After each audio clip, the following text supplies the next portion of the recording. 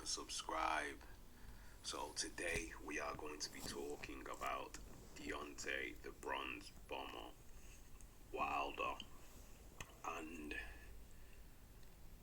if he has signed for the Saudis with skill challenge, what that means if Anthony Joshua and him are going to meet. So Deontay Wilder has an impressive resume, but some people are not that enamoured by his boxing skill. But standing at a stature of 6'7" with a reach of 83 inches and the weight of between 215 pounds and fluctuating maybe, I don't know, to 218. Have we seen a heavyweight as formidable as Deontay Wilder? As recent? Well, the answer to that question is no. Not since Mike Tyson anyway. And Tyson kind of weighed similar weight to him. The knockout stats are sort of comparable, but only in Tyson's, I'd say, possible first career. Because Tyson had two careers, one before jail and then one after jail. So it's kind of like two different fighters, because obviously as time's gone on, we've been robbed of the best version of Tyson. But anyway, back to what I was saying about the Deontay Wilder fight with Anthony Joshua. If there was to meet, it'd be an interesting fight because, as we know, styles make fights. So would Wilder be able to dispatch of Joshua easily, like he did, for example, Dominic Brazil,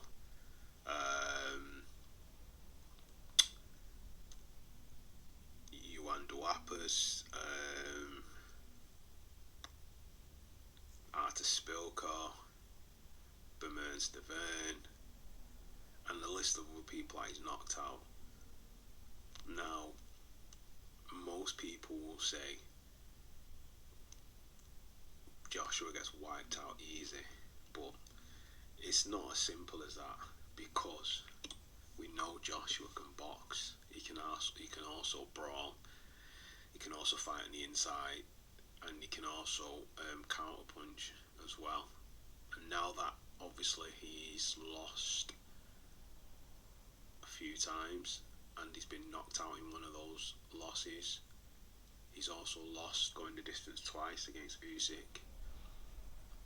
Is he actually a better boxer for this? Because we saw the difference after the Klitschko fight, where he tried to box a little bit more and be a little bit more upwardly mobile, because obviously the tactic what he used in the first Ruiz fight to just powerhouse his way through didn't work. But that was kind of a mistake, because obviously we know that Jarrell Miller failed his drug test, so he was preparing for one fighter, then another fighter stepped in. So how much actual knowledge did he have of Ruiz? And then once he's actually experienced that fight with Ruiz, and then what's happened, then he's actually realised, maybe I shouldn't have took this fight at short notice. Maybe I shouldn't have been so, I don't know, I wouldn't say arrogant, but a bit so overconfident as to just think he could just powerhouse through Ruiz. And I think also the knockout that Wilder achieved against, I think it was Dominic Brazil, around that time period, that played on Joshua's mind a little bit. So it made Joshua try and set the same kind of standard, because maybe he wanted to crack America, but crack America in a way where I've arrived, I'm in the Big Apple, I'm here. So he wanted to mark his intent, because remember, he was the unified champion then. So he was literally the man. So, but never really fought out this outside of the UK. So he never really actually got the chance to announce himself to the rest of the world in that sense. So with that saying that once he started to change the game plan for the next fight, he slimmed down, he's more mobile, he moved, he boxed. We saw a different dimension to Joshua. Now we know he can box, and we know he can brawl, he can do all that stuff. But would he be able to deal with Wilder's power? And considering he's only been knocked out actually once, and that was by Ruiz, and he didn't really actually get sparked out, he just got dropped and then dropped again and dropped to the point where the fight got waved off because he wasn't being competitive and he wasn't doing enough to actually defend himself. But I think at that point, being that big, going through the rally, what you've gone through to knock out Ruiz, then realising Ruiz fights bigger guys and can fight up close, and that the style that you're doing on the inside isn't going to work against him because his hands are short and he's got a better distance. So when it comes to just brawling on the inside, he's going to beat you to the punch because it's harder for you to actually punch down and, I don't know, hit somebody actually smaller that's moving and coming at you with the weight that they've got. You're at a disadvantage. So you are better off boxing and fighting on the outside and being more mobile. But with any fighter, you learn certain things as you go along. But again, that fight, he should never have took it because he should have prepared for the opponent.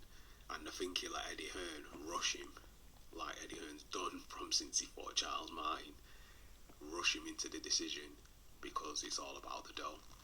Now, you got to remember, sometimes as a fighter, you're the boss. You have to make the decision of who you're going to fight and when you're going to fight and if it's good for you. Other times, you might listen to other people and decide to do things because you realise it's in your best interest.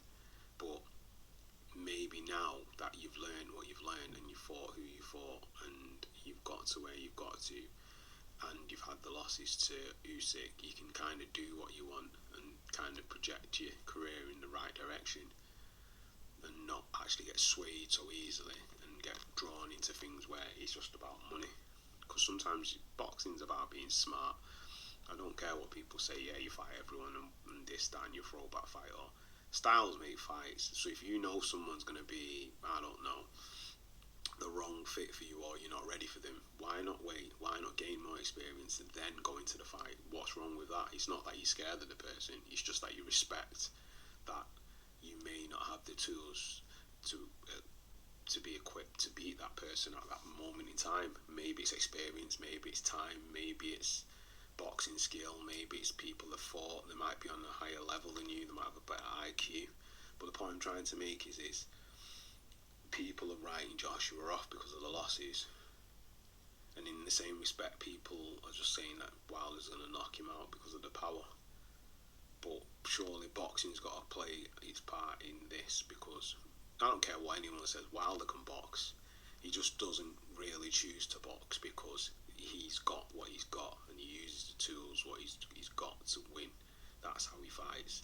And yeah, it's crude what he does, and the things what he does is simple, but sometimes boxing is about being simplistic. It's about using your strengths and, disguising your weaknesses. So if he can win fights the way he wins fights, that's the way he's going to box. Because we can see he can box, because when he went the full distance with Stavern, he boxed him, and I think he respected Stavern, because even though